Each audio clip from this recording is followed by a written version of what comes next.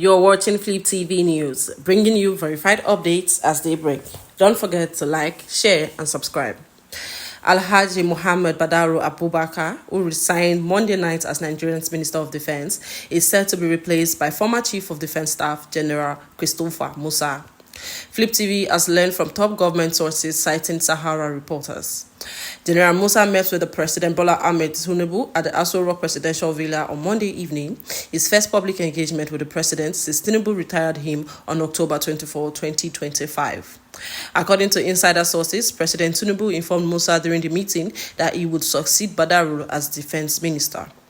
Badaru's resignation was contained in a letter dated December 1st, in which he cited health grounds.